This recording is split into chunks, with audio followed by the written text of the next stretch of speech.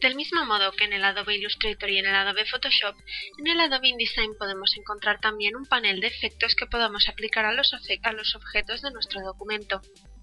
El panel de efectos lo podemos encontrar en el menú Ventana, Efectos, y como podemos ver, aunque parezca ligeramente diferente a los que veíamos en otros programas, sus funciones van a ser muy similares. Vamos a crear una serie de elementos en nuestro documento, a los cuales les vamos a dotar de una serie de colores de relleno. Seleccionaremos ahí el relleno, vamos a venir al panel de colores y vamos a ir seleccionando esos colores, de manera que tenemos ahí esos objetos con sus respectivos rellenos. Ahora, como podemos ver, cada vez que seleccionamos uno de estos objetos, en este panel van a aparecer una lista de sus cualidades que podemos seleccionar. Como podemos ver, al seleccionarlas actuaremos sobre ellas cuando apliquemos los objetos. Podemos ver cómo tenemos aquí un desplegable en el cual encontramos los modos de opción de fusión, que ya vimos en otros episodios.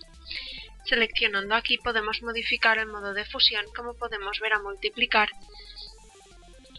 subexponer o cualquier otro modo que hayamos visto con anterioridad. Como podemos ver, también podemos cambiar el modo de fusión de cada uno de los elementos por separado, tanto del objeto, del trazo o del relleno. Y ahora vemos cómo al seleccionarlo, ahí en lugar de normal va a aparecer luz fuerte. También podemos bajar la opacidad de cada uno de los objetos, bajar la opacidad del relleno al 50%, dejando el trazado al 100%. Y como vemos, cuando seleccionamos ese objeto, vemos ahí esas características que le hemos añadido. Además, también podemos aplicar efectos. Pulsando sobre este icono, veremos ahí todos esos efectos. Podemos aplicar sombra paralela. Y cuando apliquemos un efecto se abrirá esta ventana en la cual podemos, del mismo modo que hacíamos en Photoshop, agregar otros. Haciendo clic sobre sus marcadores podemos ver cuáles tenemos seleccionados y además podemos modificarlos a través de estas opciones. De nuevo, si pulsamos previsualizar, veremos esas opciones directamente aplicadas sobre nuestro documento. Puesto que ahora mi cuadrado tiene un 50% de opacidad, podemos ver esa sombra proyectada. Vamos a pulsar cancelar y seleccionaremos otro objeto, por ejemplo este, al cual le aplicaremos una serie de efectos. Tenemos aquí aplicado previsualizar, por lo tanto lo podemos ver, y tenemos ahí todas esas opciones que ya conocemos de los otros programas. También podemos aplicar sombra interna, como podemos ver ahí ya la vemos automáticamente, resplandor externo, resplandor interno, y pulsando sobre él podemos modificar sus opciones, subir la opacidad o el tamaño. Y también podemos crear biselados, satinados y otras opciones que veíamos en el Adobe Photoshop. Cuando pulsemos OK ya tendremos ahí ese objeto con sus respectivos efectos. Y como podemos ver ahora, junto al nombre objeto vemos ahí el icono de efectos.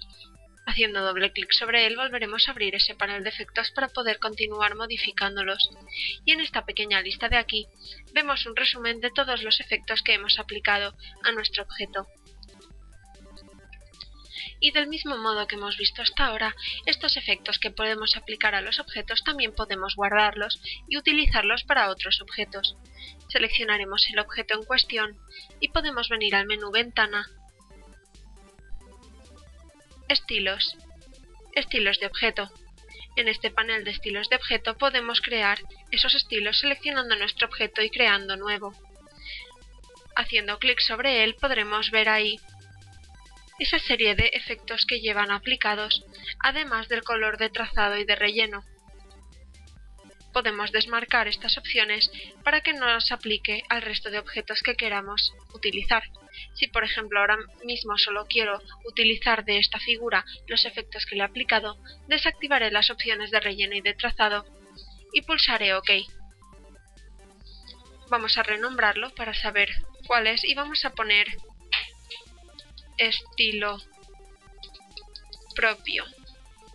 Cuando demos OK ya podremos identificarlo en esa lista. Ahora cuando seleccione otros objetos, simplemente pinchando sobre estilo propio se les aplicará automáticamente esa sombra y ese relleno, el biselado y la iluminación que le habíamos aplicado a este otro objeto. Si por el contrario creamos una copia de este estilo, vamos a crear uno nuevo, hacemos doble clic sobre ella y no desmarcamos relleno y trazado, estilo de objeto 2, vamos a quedarnos con el nombre. Cuando lo apliquemos a otros objetos, veremos cómo les va a aplicar además ese color de trazado y de relleno. Por lo tanto, habrá que tener esto en cuenta a la hora de crear nuestros estilos de objetos para poder aplicárselos a otros objetos de nuestra maquetación.